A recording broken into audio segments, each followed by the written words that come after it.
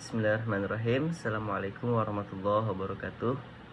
Perkenalkan, nama saya Dunia Abdurrahim Mutakin dari kelas 3 BSAC Universitas Islam Negeri Imam Bonjol Padang. Saya akan memaparkan pemahaman saya tentang filologi. Filologi adalah ilmu atau kajian yang mengkaji tentang manuskrip atau naskah kuno dengan teksnya. Jadi filologi akan mengkaji tentang manuskrip dan naskah-naskah lama yang ditemukan yang sudah tidak bisa terbaca isinya. Dari mana asalnya filologi? Nah, sejarahnya begini. Pada abad ketiga sebelum Masehi, di sebuah kota di Iskandaria, berkumpullah para ilmuwan. Nah, mereka membaca naskah-naskah yang mereka temukan. Naskah ini sudah ada sejak 5 abad sebelum Masehi. Nah, aksara-aksara yang mereka temukan ini sudah tidak bisa lagi dibaca dan dipahami oleh masyarakat yang ada pada saat itu. Nah, jadi mereka beruntungnya ada di antara para ilmuwan itu yang masih mengerti aksara itu, tulisan-tulisan yang ada di dalamnya. Jadi mereka menulis kembali ke dalam kertas yang baru apa saja yang ada di dalam teks naskah atau aksara yang baru mereka temukan itu.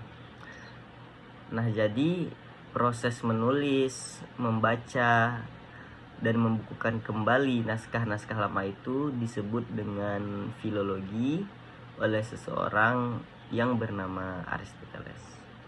Nah, jadi filologi ini kita akan belajar tentang bagaimana cara membacanya, kemudian apa saja yang perlu kita ketahui untuk belajar filologi ini, mungkin begitu. Kemudian yang kedua, objek kajian. Apa saja objek kajian dari filologi? Objek kajian dari filologi ada dua, yaitu naskah dan teks. Naskah fisiknya bersifat konkret, bisa dilihat, bisa diraba, atau naskah ini merupakan media tulis dari sebuah teks.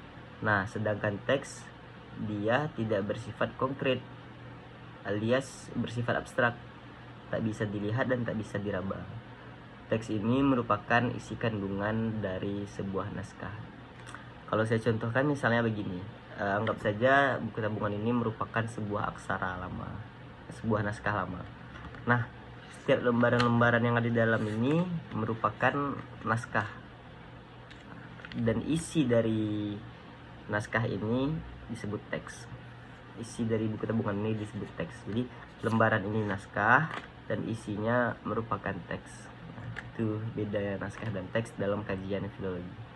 Kemudian yang ketiga ada namanya skriptorium. Skriptorium merupakan tempat menulis atau tempat menyimpan naskah-naskah yang sudah ditemukan tadi. Nah, bisa di skriptorium ini merupakan seperti kalau kita di Sumatera Barat itu perpustakaan, surau. Nah, kemudian rumah gadang bisa jadi tempat untuk menyimpan manuskrip ini. Jadi skriptorium merupakan tempat menyimpan manuskrip. Baiklah, sekian pemahaman saya tentang filologi.